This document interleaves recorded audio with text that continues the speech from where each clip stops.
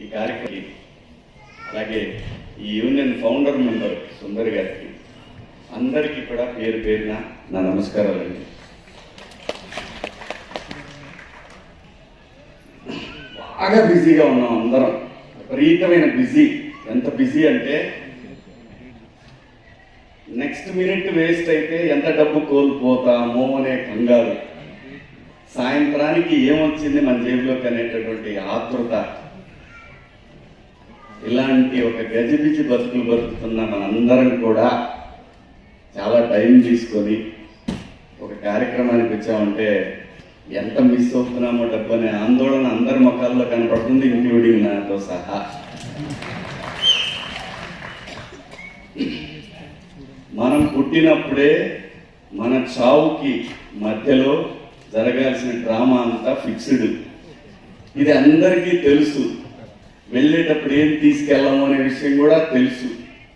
కానీ ఏదో కంగారు, వెనకబడుతున్నాం అనేటటువంటి టెన్షను, వీటన్నిటితోటి సతమతమవుతూ హైదరాబాద్లో ఇల్లు లేకపోతే ఎలా, ఊర్లో 100 ఎకరాల పొలం ఉన్నా హైదరాబాద్లో ఇల్లు లేకపోతే ఎలా అనేటటువంటి ఒక దారుణమైన ఆలోచనలో మనందరం బతుకుతామని.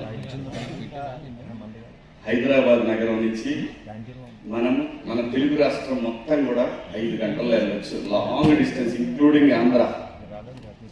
హైదరాబాద్ నుంచి తెలంగాణ ప్రాంతానికి మాక్సిమం 3 గంటలు. మనకి ఊళ్ళో ఇల్లు లేకపోతే చాలా కష్టం అనిపిస్తుంది. నేను ఎందుకు చెప్తానంటే ఒక కళాకారుడిగా నేను హైదరాబాద్ వచ్చినప్పుడు నాకు అసలు ఇల్లు అనే ఆలోచనే లేదు, ఇల్లు కట్టుకోవాలని ఆలోచన లేదు.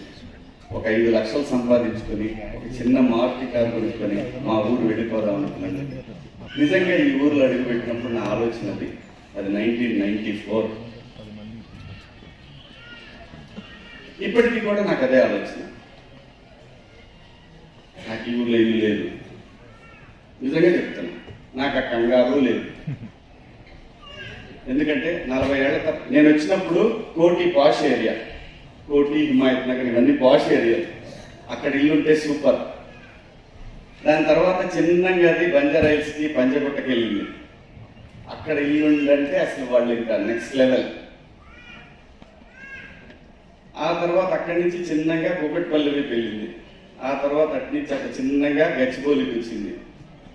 ఇప్పుడు మా రేవంత్ అన్న 4th సిటీ అంటున్నాడు. మంచిదే, సిటీ పెరుగుతూ ఉంది, అభివృద్ధి జరుగుతూ ఉంది, పార్టీలు వస్తూ ఉన్నాయి, పోతా ఉన్నాయి, అభివృద్ధి జరుగుతూ ఉంది, అంతా బాగుంది. యాతావాత నేను చెప్పొచ్చేది ఏంటంటే అసలు దేనికి టెన్షన్ తీసుకోవద్దయ్యా. దేనికి మధ్యాహ్నం భోజనానికి డబ్బులు లేవు, చాలా గుళ్ళు ఉన్నాయి, దాతలు బ్రహ్మాండంగా పెడుతున్నారు, సాయిబాబా గుడి, వెంకటేశ్వర స్వామి, ఎక్కడ పోతే అక్కడ ఉంది. ఎందుకయ్యా టెన్షను, ఎందుకు టెన్షను? హైదరాబాద్ వచ్చినప్పుడు చేతిలో 40 రూపాయలు ప్యాంటు షర్టు తప్ప దేవుడు సాక్షిగా నా దగ్గర ఏమీ లేదు, ఎలా బతకాలో తెలీదు.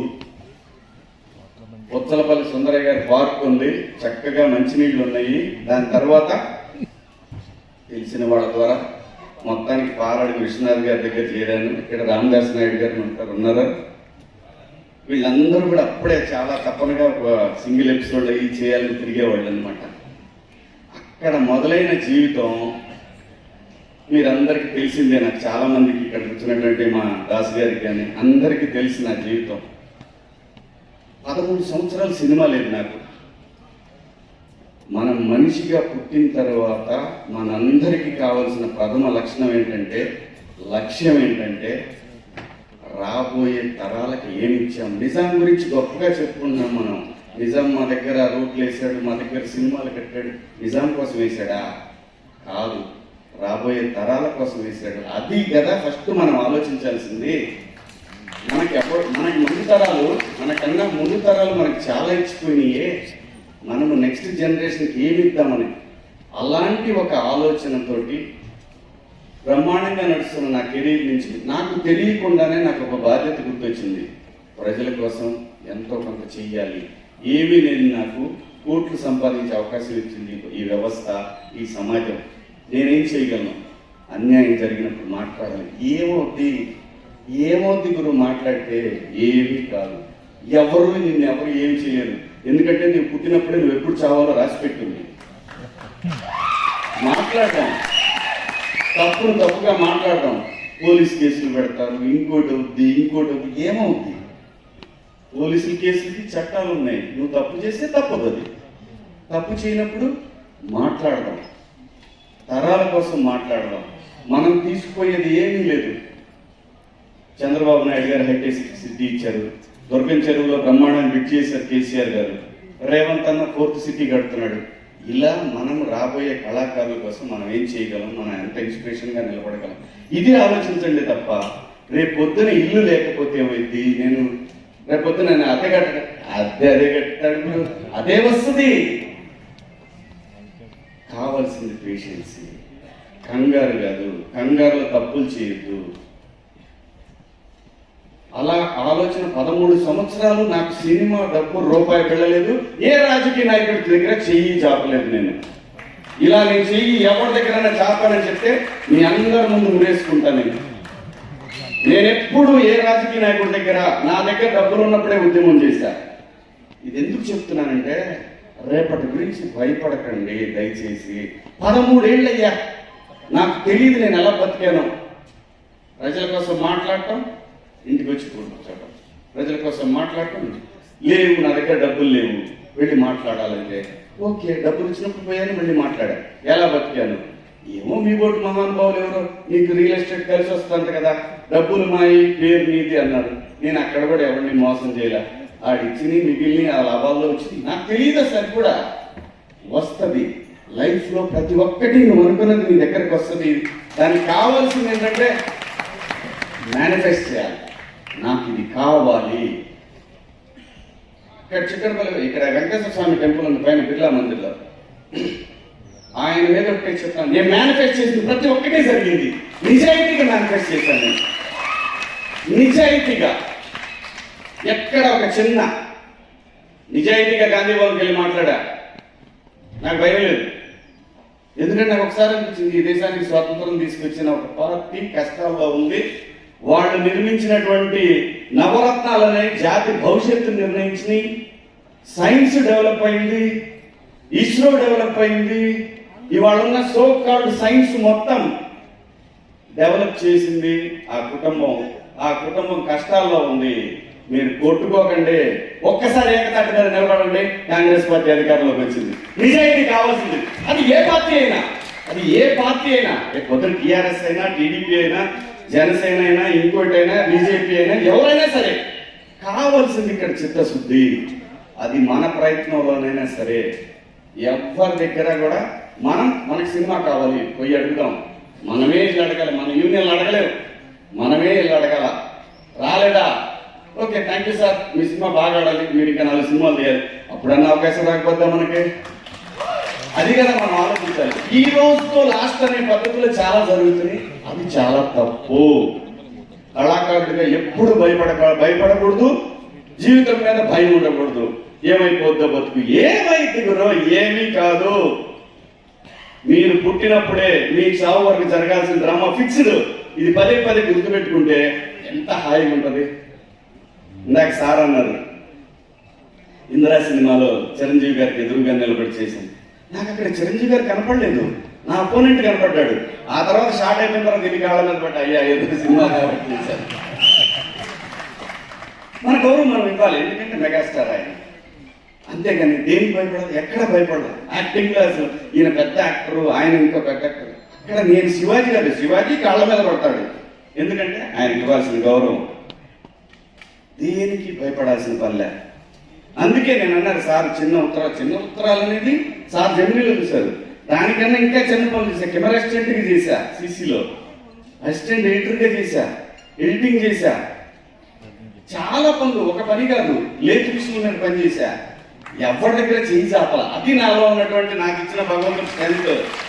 నేను ఎవరికి ఆఖరికి ఒక్కసారి ఆకలి అవుతుంది, విపరీతమైన ఆకలి అవుతుంది. అదే మన ఇందాక చెప్పాను రామదాస్ నాయుడు గారి ఆ ఏరియాలో హిమాయత్ నగర్లోనే ఒక టీవీ స్టూడియో ఉంది. ఆకలి అవుతుంది నాకు ఎవరు కనపడలేదు. నేను అడగలేకపోతాను. ఇంట్లోకి ఏందా ఏడ కూర్చున్నావు అని ఒక సౌండ్ వినపడింది. ఆ సౌండే జీవి సుబ్బయ్య. ఆయన టీవీలో ప్రొడ్యూస్ చేసేవాడు సింగిల్ ఎపిసోడ్. ఆయన పిడిగిరాడు, ఆయన మహానుభావుడు. రండి సుబ్బయ్య గారు, ఆకలి అవుతుందండి. నేను ఫస్ట్ టైం కళ్ళ నీళ్ళు వచ్చి